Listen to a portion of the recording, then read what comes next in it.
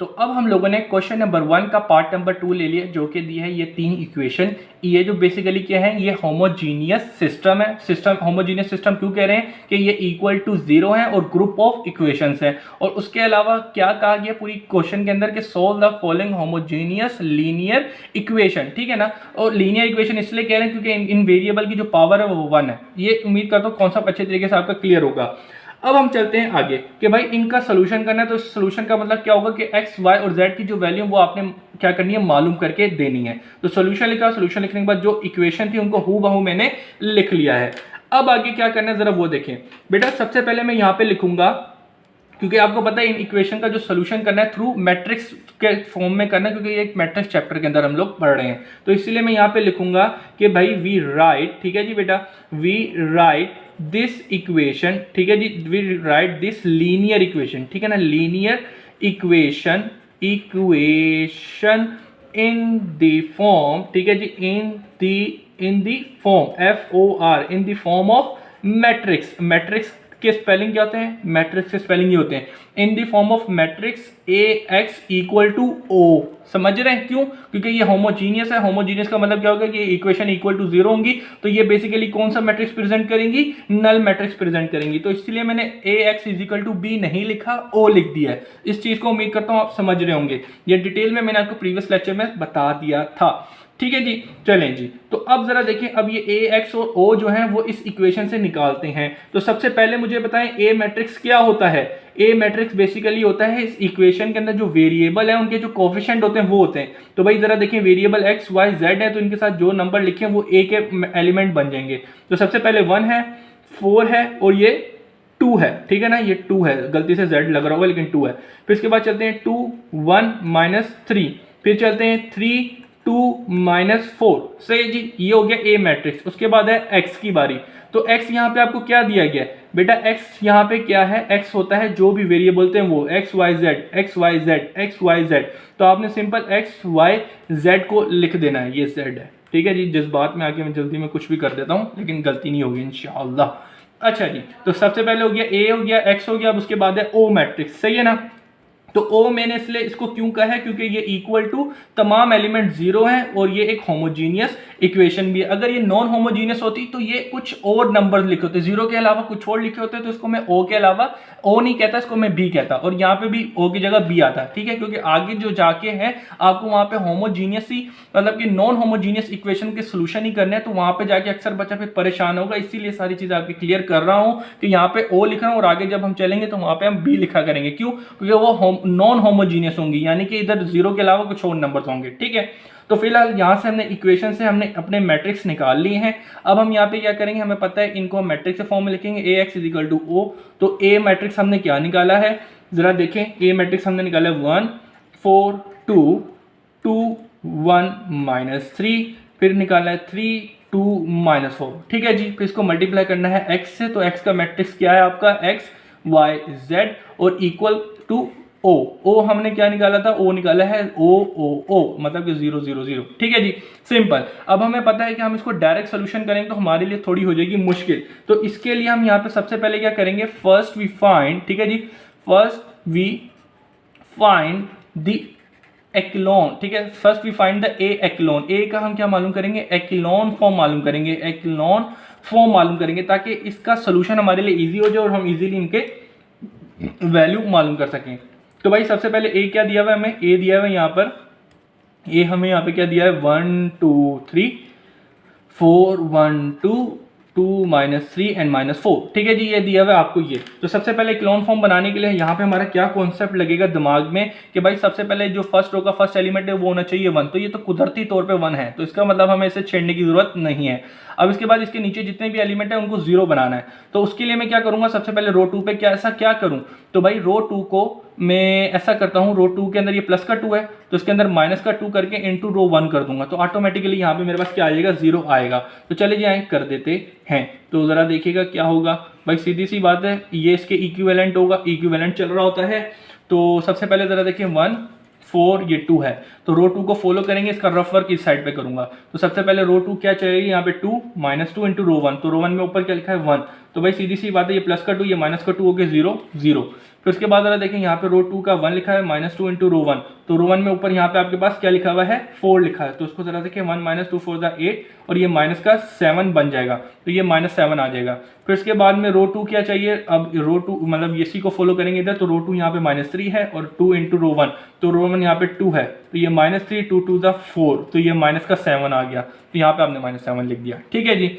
अब इसी तरीके से भाई मैंने इसी को एक ही स्टेप में कर दूंगा, बेफजूल अभी रो 3 लिख देता और रो 3 के बाद इसको अगले स्टेप में मुझे पता है इधर 0 ही बनाना है, तो अच्छा खासा लंबा करता, तो इसको मैंने एक ही स्टेप में ही काम करना है। ठीक है, पेपर में भी आपने इसी करना है। तो अब मुझे चाहिए यहाँ पे 0, तो रो 3 है, रो 3 के अंदर ये प्लस का है, तो उसके अंदर -3 करूंगा इंटू रो 1 को करते हुए। ठीक है ना बेटा, तो सिंपल मेरे पास यहाँ पे 3 आ जाएगा। तो जरा देखिए इस स्टेटमेंट को फॉलो करेंगे रो 3 के लिए, तो यहाँ पे देखें रो 3 सबसे पहले 3 लिखा, रो 3 लिखा -3 इंटू रो 1, तो रो 1 ऊपर यहाँ पे 1 लिखा हुआ है। ठीक है जी, तो जरा देखिए ये प्लस का ये माइनस का कैंसिल आउट किया 0 आ गया।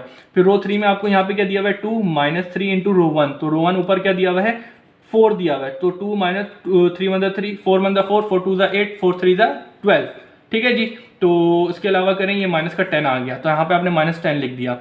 फिर उसके बाद में यहाँ पे क्या लिखा हुआ है -4 -3 इंटू रो 1, तो रो 1 के ऊपर आपके पास दिया हुआ है 2, तो जरा देखें ये क्या हो जाएगा -4 और 3 2 6 और माइनस माइनस प्लस, तो ये माइनस का 10, ये माइनस का 10 हो गया। ठीक है जी, अब हम चलते हैं आगे। अब हमें यहाँ पे चाहिए क्योंकि एक्लॉन फॉर्म बनानी है, तो मुझे पता है ये 1 इसके नीचे 0, अब यहाँ पे 1 होना चाहिए, तो ऐसा मैं क्या करूँ यहाँ पे 1 आ जाए, तो सीधी सी बात है रो 2 से मैं क्या करूँगा, रो 2 से 7 माइनस का 7 डिवाइड कर दूँ कि यहाँ पे मेरे पास 1 बन जाए।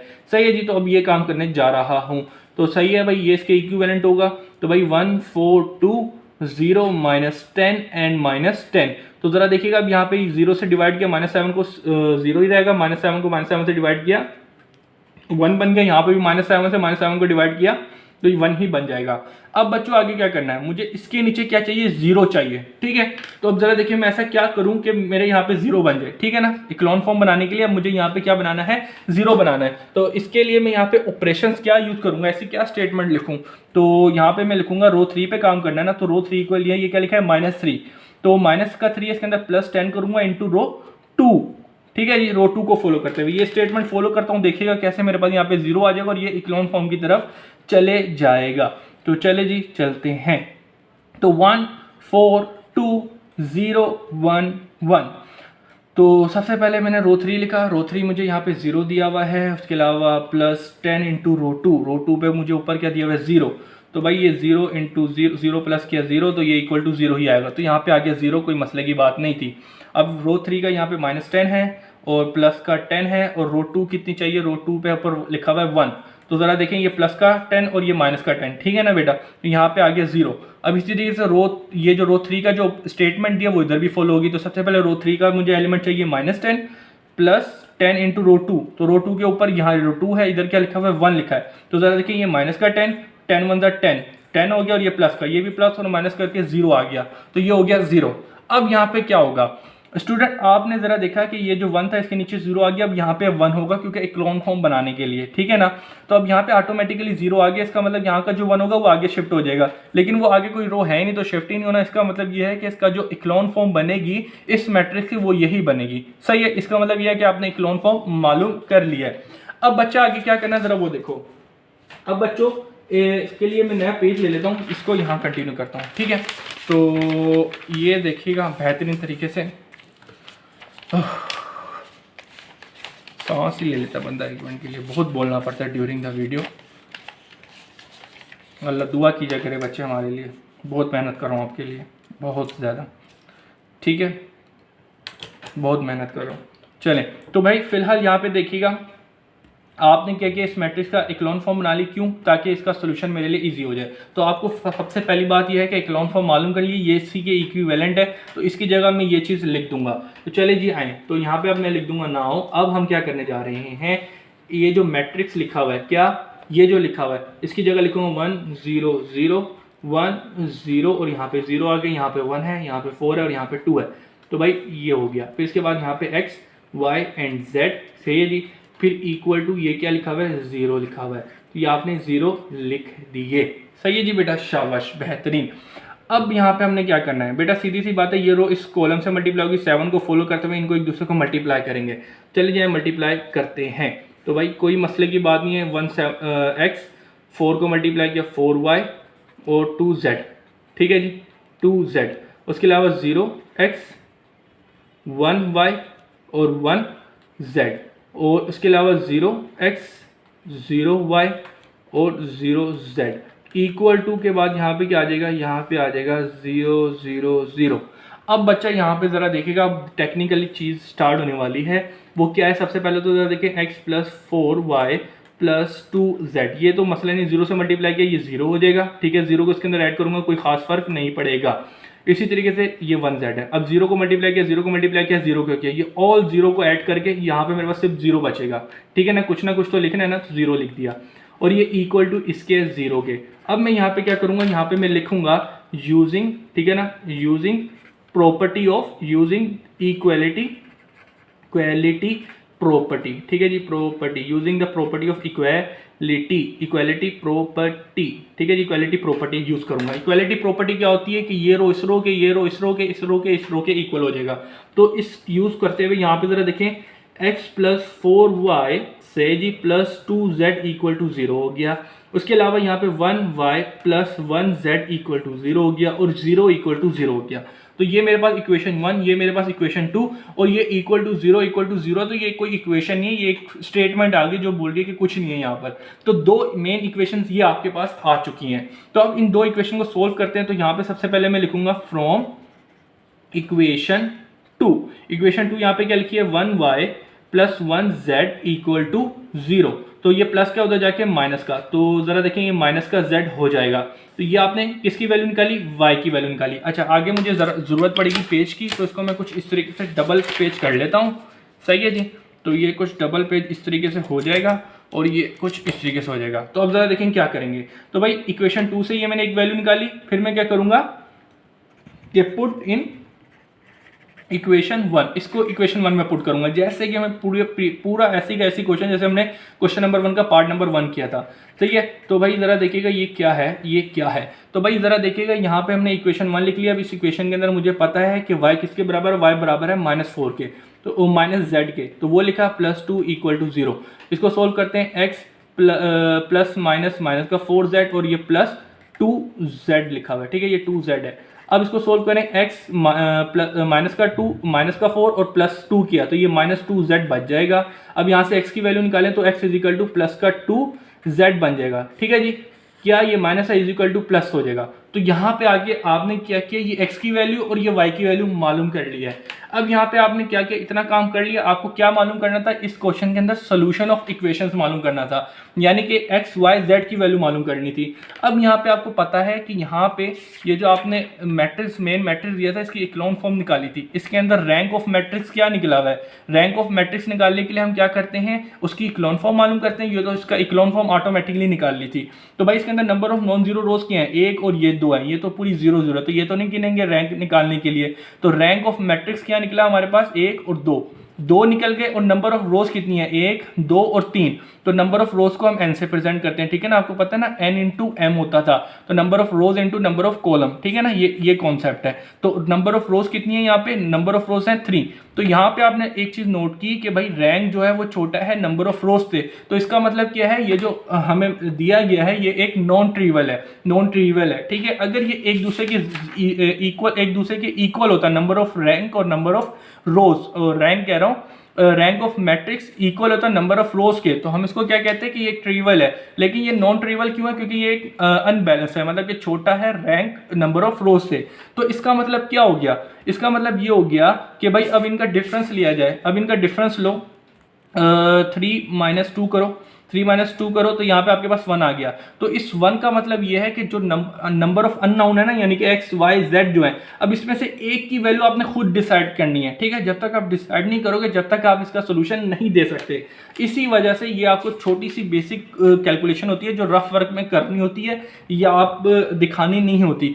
लेकिन आप अगर डायरेक्ट भी कर लेंगे, आपको पता है कि भाई जब तक मैं इधर लेट सपोज जेड की वैल्यू नहीं करूंगा, जब तक मैं एक्स वाई जेड की वैल्यू नहीं निकाल सकूंगा। क्यों? क्योंकि इधर इस क्वेश्चन के अंदर मुझे सोल्यूशन देना है क्वेश्चन का। तो सबसे पहले मुझे लेट करना पड़ेगा यहाँ पे z = k, ठीक है जी बेटा। क्यों? क्योंकि यहाँ पे इनका जब मैंने डिफरेंस लिया तो वो 1 आया। 1 का मतलब क्या है, किसी एक वेरिएबल को खुद डिसाइड करना पड़ेगा। अगर डिसाइड नहीं करूंगा तो उसका सोल्यूशन नहीं होगा। तो जिसकी वजह से मैंने यहाँ पे क्या किया, क्योंकि मोस्टली आपकी बुक के अंदर k ही को क्या लिया गया, लास्ट का जो नंबर होता है उसको लिया गया, क्योंकि एक तरीके से देखा जाए जो लास्ट रो है वो खत्म है, बिल्कुल जीरो है। तो इसका मतलब यह है कि हम किसको लेंगे, z को लेंगे, ठीक है जी। जरूरी नहीं होता, लेकिन आपकी बुक में यही फॉलो किया हुआ है। तो सिंपल। तो जरा देखिए z को हमने k सपोज किया, तो नाउ अब यहाँ पे क्या होगा कि x = किसके बराबर है, 2z के बराबर है। तो यहाँ पे z की जगह k हमने सपोज किया, तो x की वैल्यू क्या निकल के आ गई, 2k, सही जी। तो इसी तरीके से y की वैल्यू आपने क्या सपोज की है, -z, तो -k बन जाएगा, क्योंकि z की जगह आपने k की वैल्यू पुट कर दी। तो y की वैल्यू क्या निकल गई, -k। अब इसके अलावा z की वैल्यू क्या है, z ऑटोमेटिकली k आपने खुद सपोज किया है। अब आप चाहें तो आपने x y z की वैल्यू दे दी है, जो बेसिकली इस इक्वेशन के सोल्यूशन है। आपको मैंने शुरू में बताया था इक्वेशन का सोल्यूशन का मतलब क्या होता है कि इसके अंदर जो वेरिएबल एक्स वाई जेड है उनकी वैल्यू बता दें। तो सिंपल वो आपने बता दी है, लेकिन आप इसको ऑर्गेनाइज वे में लिखना चाहें तो इसका सोल्यूशन सेट बनाएं कि एक्स वाई एंड जेड, ठीक है जी, एक सोल्यूशन सेट बन गया। अब इसकी वैल्यूज लिख दें। तो एक्स की वैल्यू क्या निकली, 2k, फिर y की वैल्यू क्या निकली आपने -k, एंड फिर z की वैल्यू क्या निकली, z की वैल्यू निकली k।